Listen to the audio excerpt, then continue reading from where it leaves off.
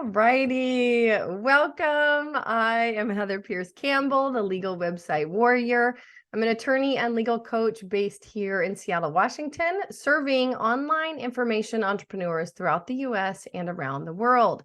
Welcome to another episode of Guts, Grit, and Great Business. I am super excited to welcome Ethan and Stephanie Bull today. Welcome, Ethan and Stephanie. Thanks so much for having us. We're excited to be here. Hi, Heather. Hi, Ethan. So good to have you both. I am excited because this is only my second conversation with two guests who are a husband and wife team working together. And if you have been a listener of the show, if you're a new listener, stick around. This is going to be an awesome conversation because we all need this type of support in our business. So you're going to want to listen today and hear about Ethan and Stephanie's work and also their journey into their work. We're gonna dig out some nuggets. I know it. For those of you that don't know Ethan and Stephanie, Ethan Bull is a co-founder of Pro Assisting, a next generation remote executive assistance firm for business owners and C-suite executives. With a background in hospitality and an expert in the EA space, Ethan has held a variety of senior positions, including Director of Administrative Services and Senior EA, and for those of you that don't know EA, Executive Assistant, to the President and CEO at Rochester Regional Health. Stephanie Bull is Pro Assisting's co-founder and the former executive assistant for J. Crew's CEO and the CEOs of two multi-billion-dollar hedge funds. Before developing Pro Assisting, Stephanie proved herself an expert in the field and a vital addition to the C-suite by fulfilling a variety of roles, including chief of staff, estate manager, and investment liaison. I am so excited to learn more about your background in this space. You guys both come directly from the space that you are now leading a company in, which I love. And so you've got real we'll call it boots on the ground experience and knowing what you're up to and a couple things that are in the works. I'm super excited for the folks that will benefit from your training. But welcome. She made it sound really good, didn't she? I know. Did not take a lot of effort, folks. So the first place I want to start, just because even before we went live, I'm like, oh my gosh, hats off to a husband and wife couple that can work together. Talk to me about your background story, how you guys either met or evolved together in this executive assistant space. Tell us how you got connected and then launched the idea for your own company. Well, actually, I was living in New York City and Stephanie was visiting. This was about 20 years ago. Yes, this was 20 years ago. And Awesome. I was at my local pub, saw her enter the pub at the other end of the room, said to one of my really best friends who ended up being in our wedding. And I said, you see that girl who just walked in? That's the girl we never get. And lo and behold, we ended up chatting, and she was not living in New York at that time, but our relationship really built over the phone. Mm-hmm. And then she moved down and, started work at an investment banking firm, and you got poached. Yeah, I was working for Credit Suisse First Boston and in investment banking, and it definitely wasn't lighting my soul on fire, but it was a job and I had to make money living in New York. And before I moved, my father was like, you know how expensive it is to live there. You need a job right away. And I was like, yes, Dad, yes, you're right. And he was right. But while I was there, I did get some great experience in an EA role. And I had been working on a number of presentations on the side that I happened to be good at. And someone poached me and said, hey, guess what? One of our biggest clients runs a $5 billion hedge fund, and there are only about 12 people working there right now. And he needs a new executive assistant because his current one is going to be moving into another role. So I interviewed. I was it was kind of a grueling interview process, but I got the job and stayed there for about 8 years and was his right hand. I helped manage a huge home build on the Connecticut coast. He had a equestrian property. He had 5 homes. So I was that person. I then I did a brief stint in fashion, worked for J. Crew Group, and realized that I really love fashion as a hobby, but I did not like working with people in fashion because they were all of the things that you think they would be, the stereotypes. And then, so after that, I went back into the financial world. So.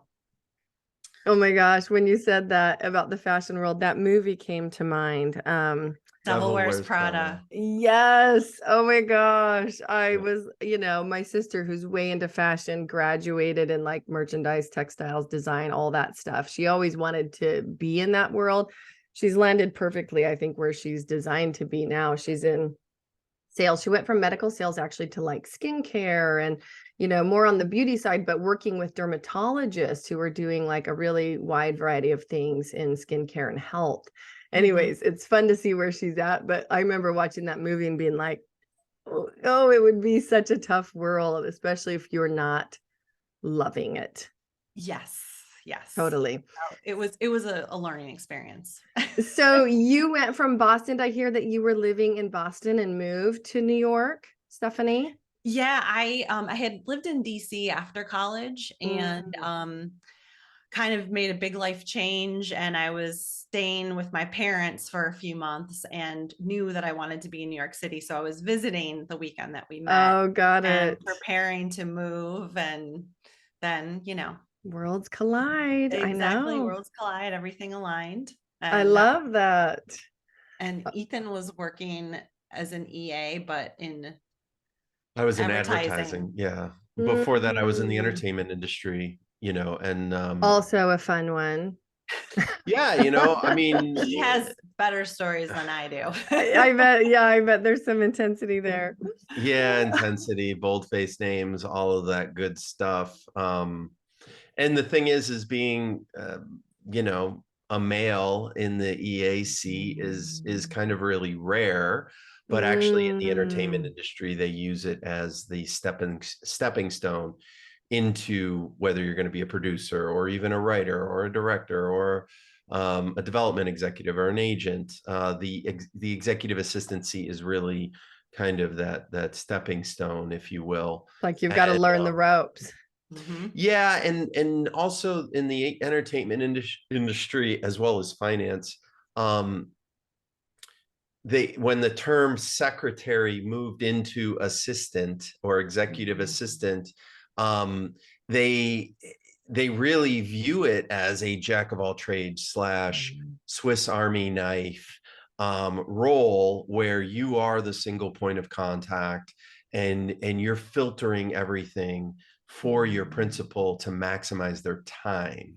And when, Stephanie mentioned the project on the coast of Connecticut that she was in charge of, her boss specifically told everyone involved at the kickoff meeting, this is Stephanie, what she says is coming from me. And if you need questions answered, you give them to Stephanie, and she will find the optimal time based on your needs for that information on when to ask me, get an answer, and then filter it back to you. And that was a side project. That was on the personal side of the ledger. And so it goes to show the breadth that the role can inhibit when you're dealing with the CEO of a $1 billion organization or a high net worth individual who has many moving parts. And it can be it's really a useful role if the principal can learn to not micromanage and hand off and delegate. And it's that know, like, and trust relationship. And then the sky's the limit. And then, it's a true partnership. So, Yeah. Well, yeah. I mean, there's so many questions that I have for you, but you've raised, I feel like, a couple of important points in what you've just said.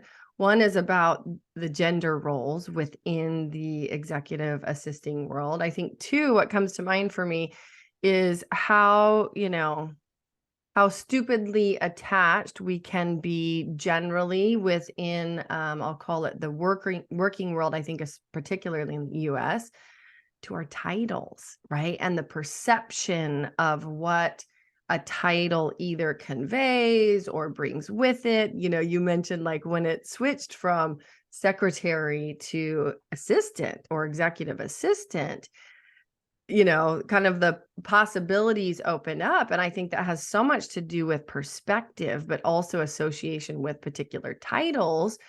And then on the flip side, you have this whole question of leadership from the principal's role of like, how well do they allow this person to inhabit this key support space for them, managing so many things, so many topics, so many people, right, that come into their schedule, their life, etc. And it's when you describe it in that way, you see what not only a big role that it is. I heard you describe it as like you have to be a jack of all trades, right? You have to be able to manage a lot.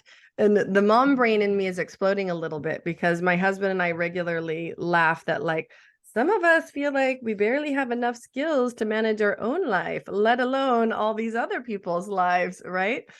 And it sounds like in the executive assisting role, like you really are managing a massive piece of whether it's work or personal side of somebody else's life. It's a lot. Mm-hmm. Yeah, no, it absolutely is. And it's interesting that you say that because about the parenting role, because Yeah. I find that the majority of the assistants that we work with happen to be female, but Mm, as a rule, most moms are so amazing at multitasking and organizing and keeping everyone organized. And sometimes there are words that come out of my mouth like, yes, this has all been taken care of. You just get to show up. And I don't mean that in a bad way. It's just that all the behind the scenes has been taken care of. yes. So, and anyway, our assistants, who are also mothers, just are even that much more amazing, I think. So Yeah.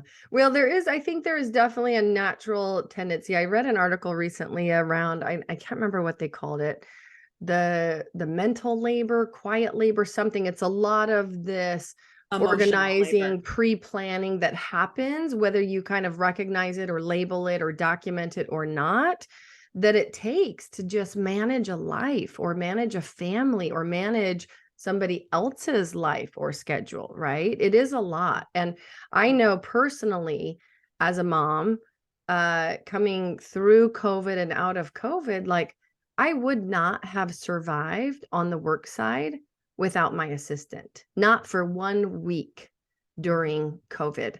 That's how intense things have been. Like my work, my clients, I would not have survived. And so it's, it is a lot, and it takes a lot to have the skills to be able to manage that for somebody else. And so I just really love the reframe around that. And I'm excited to hear because it sounds like, and I want to dig in first of all too, because I still want to hear the part about where you guys got together and said, let's do this thing, right? Let's launch our own company or business, having come from the world of executive assisting. What are you finding? And before we get there, what are you finding regarding the gender piece? Is that changing at all? Is it opening up? Is it still largely bound by kind of our traditional ideas of what people should or shouldn't be doing based on gender? What are you guys seeing? I'm not seeing many more male assistants. Yeah. And then you can talk about sexual orientation. So Mm, gay men are probably more prominent than straight men in the EA role. I have talked to a number of men as potential partner EAs for us. Mhm. It's just, I think it's just a gradual process. Yeah. I think, I mean, I think men can succeed just as well as women in the role. But I will say personally, in the first third of my career after I moved from entertainment into advertising and it started to become more of a career, I honestly, I was a little ashamed of being a male Mm. assistant in how executives viewed me in the Oh, seat. 'cause that's not something that you Not my could principals control. directly. Yeah, it Right. was more Right. along the lines of a visiting executive or someone interviewing or a different executive at a Mm. different part of the company. Um, and then you know what, you just got to let that roll off your back and become persistent, and Totally. then they'll notice that, wow, they're providing great service and there's a sense of hospitality. And um, you know, there was, you know, so that was kind of my experience. Mhm. I guess I would say in terms of us starting our business, Mhm. Stephanie actually gained a client through our network after we moved out of New York City. And Yeah. that kind of happened randomly. Mhm. And then we did a deep dive on the virtual assistant space and Mhm. what that looked like. And it didn't look like us. It didn't look like career executive assistants working at a really high level, Mhm. compensated appropriately for our support. Um, and we kind of saw that gap between where the typical virtual assistant service kind of dropped off and a Mhm. full-time assistant would pick up. And we leveraged our knowledge around working in a 3-to-1 executive to assistant ratio when we were leading teams of assistants, built our business model around that, and made the conscious choice to pay our assistants commensurate with their experience. Mhm. And Maybe we should also explain the 3-to-1 ratio. Basically, that just is, we feel that we as assistants and the assistants that work with us work at an optimal level, working with no Mhm. more than 3 people. So a Yeah. lot of the other virtual assistant firms, you know, you might have an assistant who has 12 clients Mm. and is constantly juggling. And I don't even That know if that's feels, yeah, that possible. feels insane to me. That feels completely undoable. And unless you're Yes. literally doing like a single task across the board for each of them, Yes. that feels really challenging. Yes. well, you get to that high number when, and they deal with, you know, they're usually paying their assistant, and the client is usually paying the company $45 an hour, and they're Yeah. usually paying the assistant $20 to $25 an hour. And so you can get to that number of 12 assistants, like you have one client at 5 hours, another client at 15, another Right. client at Mhm. 30, another client at 12. And it's kind of, that's just kind of how that model works. Mm. Whereas we don't charge by the hour, it's a flat retainer rate for 1/3 the resources of one of our assistants. Mm. And that provides that feeling of Monday through Friday, 9 to 5, full service support. So Mm. um, it's it's been interesting, and in terms of seeing all the different options. Mhm. And there Mhm. are a number of great options, and we're not the only one. So I would say to anybody listening out there running their own business, if you need someone to do asynchronous work Mhm. and it's more task based and you can get it for $5 an hour overseas, that's fantastic.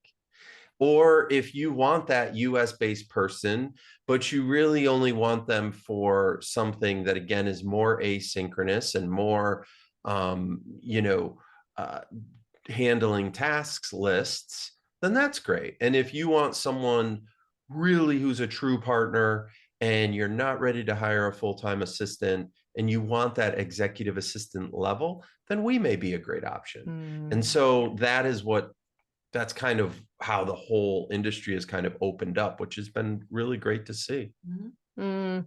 Well, and I love that because people are going to have different priorities and different values, and particularly based on maybe where their own either career path or business is, right? Even in its own journey. And I would say for me, I care a lot about relationships, reliability, having Mhm. somebody, which can take some time to build. You have to like be willing to invest in people and in time to have the kind of like core support that ultimately gets you through those really tough days where it's like this person sometimes needs to be able to make decisions for you on the fly, and they need to know you so well to be able to make the right decision so that you're not having to be involved in every single thing. Mhm. Mhm. Yeah, exactly. I mean, and I think the pro assisting difference is that Mm, we also treasure those human relationships, and we believe in the assistants that partner with us. We do pass on 80% of the monthly retainer to our assistants. So mm, we're really just acting as an agent. We do take a 20%, but our clients, stick with us for an average of at least 3 years, and we build that trust over time, and they do rely on us to make decisions on their behalf and to represent them at the highest level. Yeah, you're So both mm, you're both keying into that legacy knowledge mm, that is built up over time with a principal in terms of their personal world, their business mm, world, the community, and there is a value there that you can't put a dollar figure on. mm. It's something that builds over time and creates efficiency over time and creates that true partnership. And so we have to explain that to our prospects when all they want to know is how many hours does this get me? I'm Totally. always like, it's going to be enough hours. I'm not worried about the time aspect. mhm. I'm worried about, are we the right fit? Because if Yeah, we are month to month, and it's all about forming great long relationships. So, totally. I have a couple questions for you, but first I want to ask, who are your clients? well, I guess we like to say that we're a great executive assistant is a chameleon. Mhm, And we're really industry agnostic and principle agnostic. It's really about forming that know, like, and trust relationship with someone. We source or find our great assistants by first acknowledging their hard experience, and then a little bit more importantly, focus in on their interpersonal skills, their work ethic, emotional mhm, intelligence, um, and making sure that they have that servant's heart and want to see themselves as a career-minded executive assistant. And if we find that, they could go into pharmaceuticals, or they could go mhm, into real estate, or they could go into finance. We do say though that if you're a solopreneur, Mhm. you're in or you're like a coach, a consultant, or that, we really want to see north of $500,000 a year in revenue to mhm. justify our minimum amount from a business perspective. And we have a lot of clients like that Totally. all the way up. Well, and I imagine some of those businesses are where these folks are actually most key, right? And it's like they've been in business long enough, they're ready for that support. They're either Mhm. quickly growing or poised to quickly scale. They need somebody that will help them turn on and like really optimize that machine, right? Even for a small business. And I work with plenty of folks in that range and higher, in the 1 to 2 million, 3 million annual revenue, and they've Mhm. built a small team, or they're needing to optimize and continue to build out a small team. Yes, absolutely. And Ethan does the majority of our sales calls with prospective clients, and often I will overhear him be like, we're probably not the right fit for you right now, but Mm, 6 months, please check in with me. Because he knows he's really good at reading the tea leaves, I guess you could say, mm, and knowing we want to meet expectations, basically. totally. how do you guys achieve kind of placement fit, right, for your clients? I heard you talk about like the ways that you get to know your EAs, right, and make sure that they're the right fit. How do you go through kind of that placement process? The thing is being an expert two-sided marketplace, I don't think either of us would sleep well at night if we had 10 or 15 assistants or 20 assistants waiting in the wings for clients. Yeah. And it goes back again to us being chameleons, in that I've worked in a number of different kinds of industries. Stephanie has as well. We've proven this model by working for clients in different industries.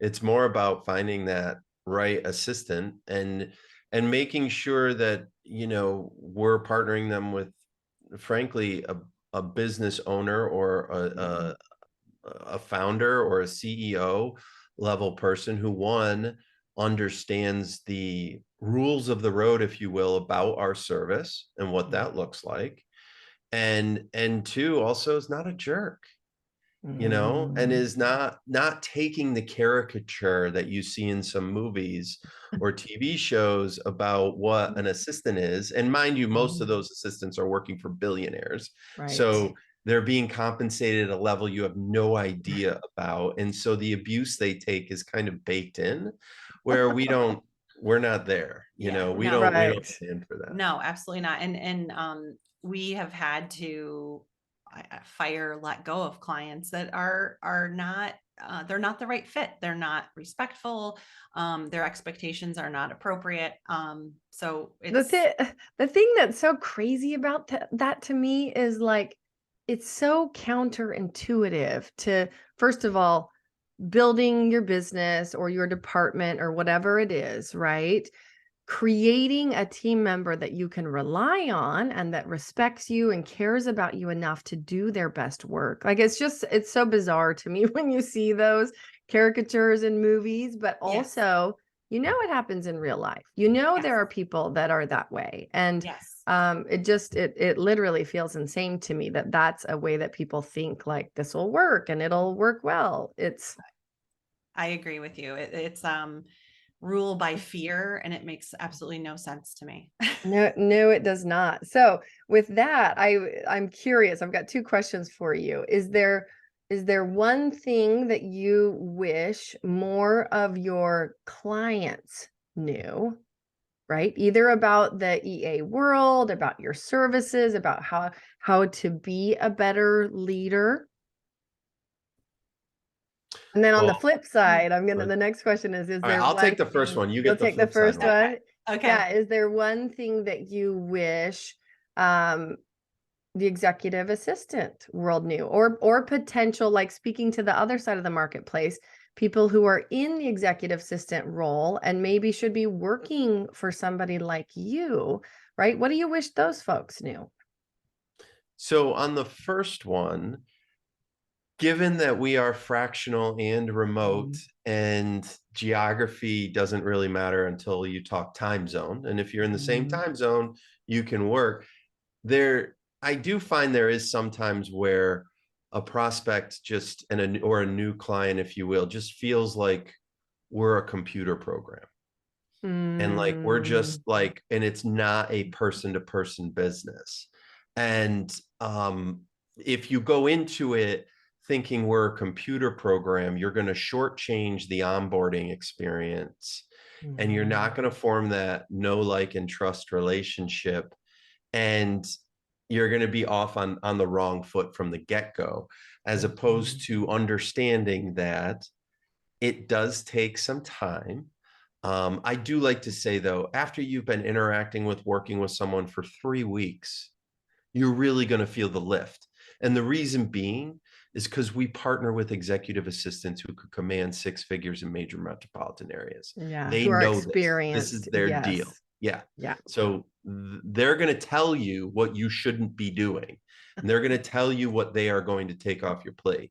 If you You know let what that this process reminds happen. me of? This might be a But really bad example, but I'm going to say it anyways. We watched a TV show recently. We just started it, called The Diplomat, I think on Netflix or something. we loved it. We watched that. Yeah. Right. But like, and I don't even remember names at this point because we watched like the first few episodes, but it's the guy who has that role for her, right? And he Yes. like he has all this Chief background of staff. knowledge Chief of that staff. Yep. she doesn't have. Yeah, exactly. It's like chief of staff. That's the way I think of that role, is like, no, you should be like, don't do that. Do this. And somebody that Yes. comes with that breadth of background helps you be a better leader. Yes. Mhm. Yes. Like behind Totally. the scenes advising. Mhm. Yeah. Mhm. All right, you get the second one. Okay. So, I guess I would tell, prospective EAs or people that are currently doing the role, Mhm. know your audience, know your client. Mhm. They need you to help solve problems, make their lives easier. So it is wise to ask the right questions, but try to be strategic about it and organized, and maybe take the first step in a problem solving, and maybe compile 3 questions at a time, and don't bombard them, because they're gonna become annoyed. That is one piece of advice. And also try to have a positive attitude, and instead of saying, that's not going to work, I can't get you on a flight to Copenhagen tonight at midnight, be like, that sounds difficult, let me see what I can do. And be honest, but just don't shut down difficult ideas right away. I love that. I feel like it's not just a can-do attitude, but an optimistic attitude goes a long way in life, generally, Yes. let's be honest, because if you are open to looking for solutions, you're way more likely to find them than Yes. if you're really not open to looking in the first place. And I feel like it's just the way the universe works. And so it's funny because when I think back, I lost my longtime assistant in the middle of COVID. She was a mom of 3 little boys and knew my business, knew everything about how things ran over here. I actually have 2 businesses, right? And I've got a couple of other assistants that do very specific things. And then I've got somebody that helps me on the legal side. So I have other team members, but they don't do her role, right? And so I lost her right before the holidays. And I ended up having to kick off a whole hiring season, going through Christmas and New Year's. Anyways, I got a replacement and she's been awesome.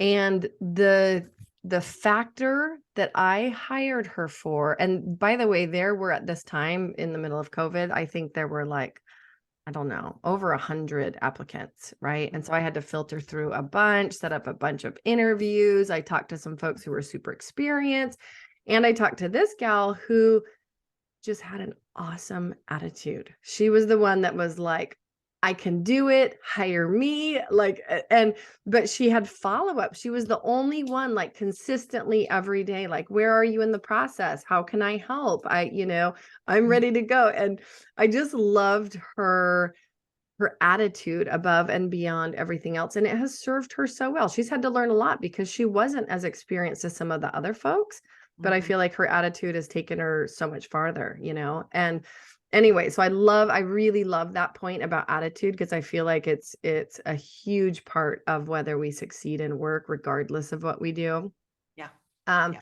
I feel like, and the reason I wanted to ask that question is I often think, because like in the entrepreneur space and the folks that I serve, I think there are some people who end up deciding like, this just isn't for me, and I really belong inside of someone else's business, but really helping them run it because I know so much, right? And I feel like there's a lot of those folks who actually would make the perfect executive assistant at a very high level because of their experience, their personality, they're willing to tackle a lot, but they're really not designed to be the out front person. We've actually had some success working. It feels like we've had a former attorney as an assistant who, after 2 months, was bought out of her agreement with us to go work full time with the person who partnered her with.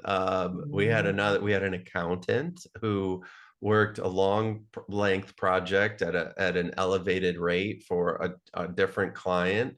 And we see opportunities sometimes Mm. when someone fills out our join our team page on our website, and I'll take that conversation. But 95% it is the hard experience. But Danny Meyer, the restaurateur in New York, said, you know, they're a 5149 company, meaning, and we stole this from him, but or borrowed, maybe is a better word. I'm giving him credit. Right. Good job. Good job. It's that 49% in the hard experience and the 51%, as I said, in those soft skills, in that emotional intelligence and in the attitude. And knowing you're in a service business, and we stress that you have to be able to provide a service, but can you raise that level of service to hospitality? And then, you know, not to go off on a tangent, but with artificial intelligence really playing a big role in a lot of the things we're doing, and in the administrative assistant or assistant space, our thesis is that the soft skills, the emotional intelligence of a great EA is going to be the bridge between a principal and artificial intelligence. And if, you know, many of our clients, they want to know about AI from investing perspectives and that kind of thing, but they would rather have someone leveraging AI on their behalf. Yeah. And making their assistant more efficient, and knowing that they're covering their bases with artificial intelligence without having to keep up with it, know how to leverage Chat GPT or what have you. And so that's kind of how we look at it. You raised such an important point with the artificial intelligence, right? We're in a phase right now where it's moving faster than it ever has before. I think a lot of spaces are in a period of like wondering, are we going to be extraordinarily disrupted, right? Some maybe will be, some I think less so. My personal perspective and opinion is that most of us don't love interacting exclusively with robots or programs or machines. I don't think that's likely to change because human behavior changes much more slowly than technology does. Right. There's no part of me that wants to go to an expert virtual therapist that is a robot, right? If I need therapy, that's not what I want. Right. And I think one of the things that robots, I'm just calling them robots because it's fun, don't do well that humans do. And there's a lot of research around this, and that they may not ever catch up, is that humans are able to extrapolate, right? Our brains are extraordinary because we're primed for what? Survival, right?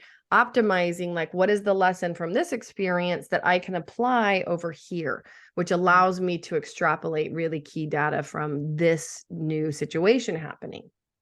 Robots don't do that. They can't really be trained to do that. Right now, they're not doing that. And so, you know, I still think what you just said is right, is that we can use AI to support some of the components of our various roles, regardless of what industry we're in, right? EA is one of them. But I don't think AI is going to come in and replace most human-centric roles where people much prefer working with a human, because we're relationship based primarily, and most of us want to be that way. Yes. Right. Yeah. That's my little tirade on that. So I want some people to calm down. I think we're aligned. Yeah, we are totally aligned. I was also just going to add, because I agree 100% with what you said. And, you know, as humans, we take away what is said in a conversation, but also what is not said.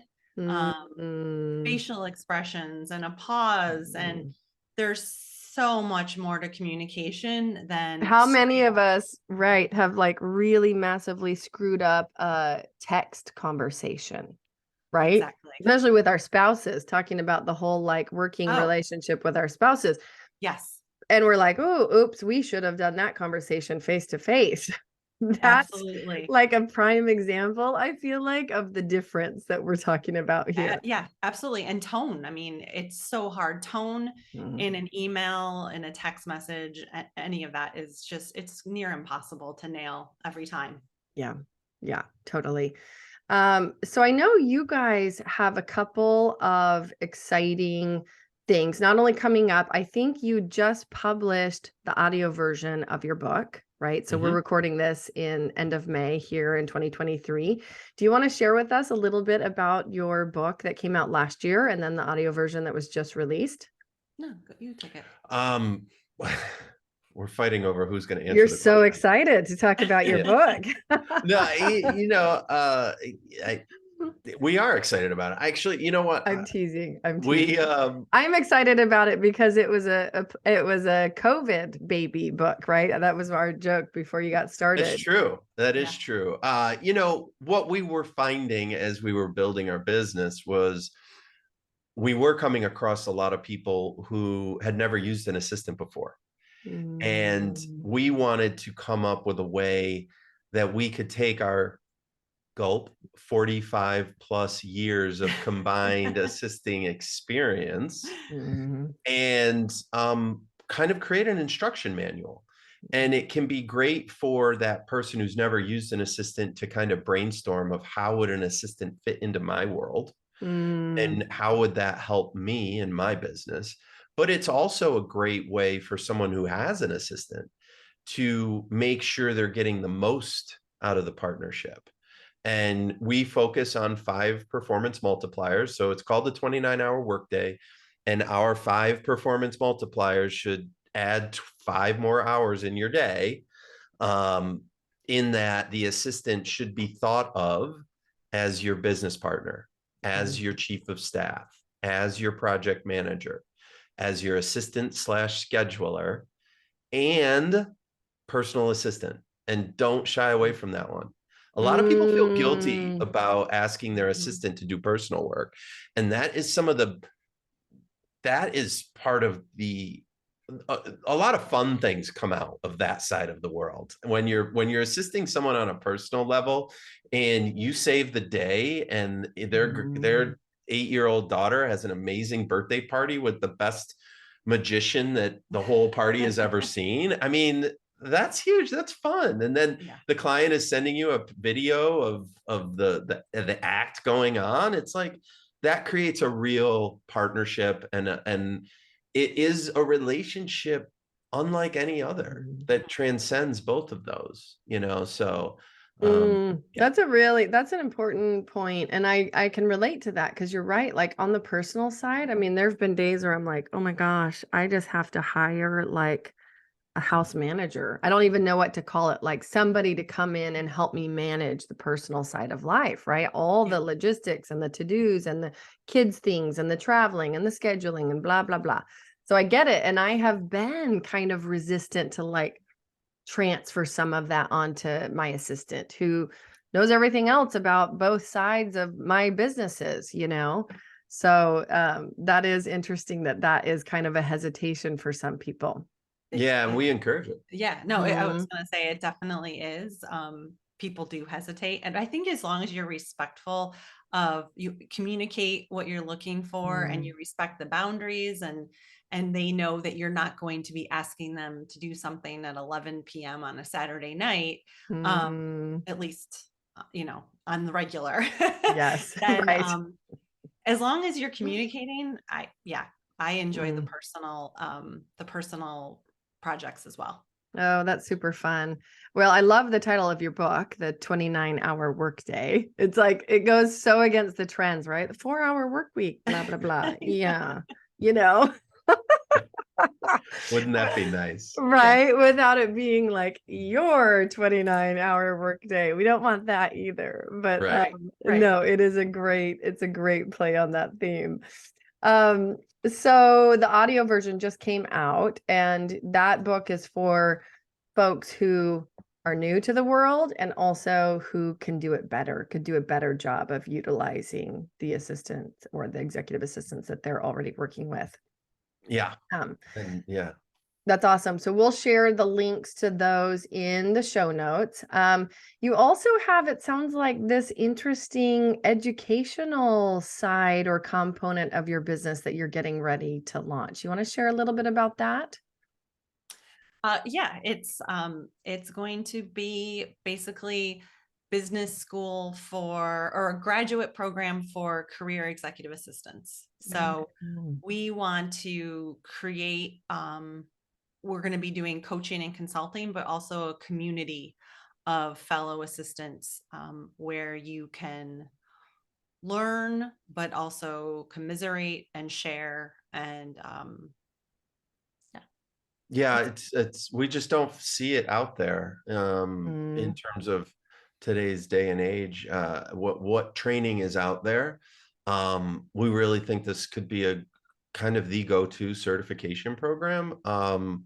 It's more about having this two-sided marketplace in our business, and we have been focused on the clients for the last 5 years while we've partnered with great assistants. We've also taught these 80 plus assistants who we've partnered with how to go out on their own, how to look at their assistant career as a trade that is industry agnostic and principal agnostic and geographically agnostic, and how to kind of start their own mini business, whether they're under the pro assisting umbrella or not, and not be at the whims of a company going under or the company axing 3 divisions out of 6, and or your boss losing their job, and you getting partnered with the worst executive that's in the company. Really being able to forge your own path, and present yourself in a way that can command or even exceed your current compensation if you are working for clients instead of bosses. So it's all of that. I love that. I love the entrepreneurial perspective to your own career, managing your own career as its business. Well, it's becoming a very well-worn path for new business owners to take the experience that they've learned through their W-2 roles, and on the second half, transition it either into consulting, either into fractional, and forging their own path. It's not for everyone, and nor should it be, but the internet and the breaking down of geographical lines and what COVID has done through the idea of hybrid and remote work has made such things much more acceptable, and created so many opportunities out there for the businesses in that $1 to $3 million range, where it makes no sense to bring on a CFO, but get a fractional CFO, someone to put their eyes on your business, 10 hours a month, and yet see around those corners, or from a strategy standpoint, or a sales standpoint, or an assistant, or IT, or bookkeeping. You can really piece together a business without hiring the full-time employees.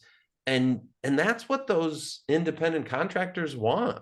They're okay out there. So yeah, that's kind of how we see it.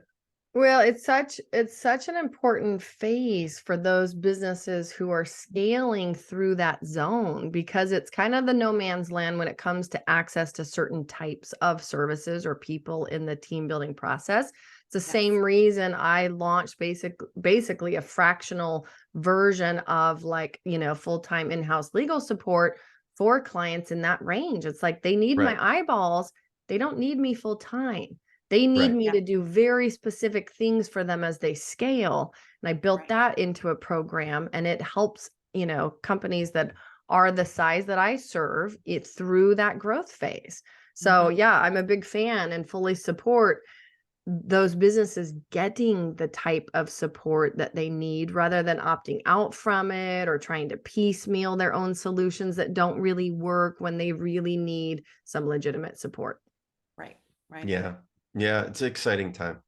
Totally, totally. So, out of respect for your time, it's been so fun to have you both here talking about this area. I find it endlessly fascinating because, like you said, there's so much that gets done in the executive assisting space. And I think really from the perspective of leading your own business, being an entrepreneur, leading your own department, if you're within a larger company, whatever it is, really expanding your idea of how you can utilize that support and see that role so that you maximize your growth. I just think it's so essential for any of us who are leading businesses, leading our lives, and really see it that way.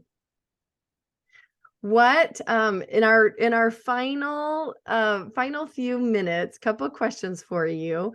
Where are you online for folks that are listening and thinking, I need to go check out Ethan and Stephanie's work. I really like the concept of pro assisting, whether from the leadership principal role needing to hire support, or the role of somebody saying like, I need to check this out because it sounds like a fit for me. Where do you like for folks to find you or connect with you? Well, we're both active on LinkedIn. So Stephanie Bull and Ethan Bull, Bull, on LinkedIn. And also, honestly, I think we have a great website. It's www.proassisting.com. And from there, we really detail what services are available, how to reach us, set up a call to talk about what your needs are. And we love to have the opportunity. Awesome. Yeah, you do have a great website. It's very clear. I think it's really gives people good direction about how they can take the next steps. So if you're listening, hop over to the show notes page. We're going to share links to both of your LinkedIn profiles, to your website, anything else that you want us to share at www.legalwebsitewarrior.com/podcast. Find Ethan and Stephanie's episode and you'll find all the links there. Do you have a gift or something that you want to share with our listeners today? Sure. We will give you a link where they can input their name, email, and position, and you can then get access to either a downloadable PDF copy of our book or the audio version, which is either a button that you can play and listen to from end to end or listen to by chapter. So all of that for free, just to throw us your email and let us pester your inbox. I love it. I love it. Build a little relationship with you.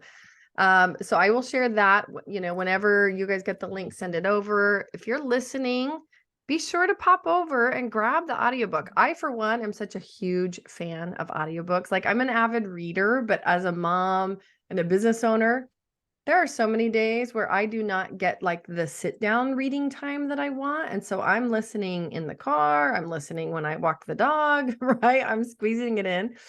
I've listened to some awesome audiobooks in the last few months, and we've had some driving time as well. So I'm a super fan. I hope you're going to pop over and check it out if you're listening to today's episode. Ethan and Stephanie, what final takeaway or thought would you like to leave folks with today? Oh God. Don't be afraid to take the first step if you are looking for an assistant, because we will hold your hand and make it as painless as possible. And I think after taking that initial step, you'll never look back. Well, and I love it. It ties back to something that you said earlier, which also I think is super important for people to hear, which is that if they're not quite ready or not the right fit, you're going to also tell them and say, hey, come back to us at this stage, or when you've got, this in place or whatever. And Yes. I think somebody who's in the building process needs consultants like that who can help them navigate also the right time for this stuff. So Yeah, I love that about your process. All right, Ethan and Stephanie, so great to connect with you. I'm super excited to share this episode. Really appreciate you guys. Look forward to being in touch. Thank you so much for having us. Thank you.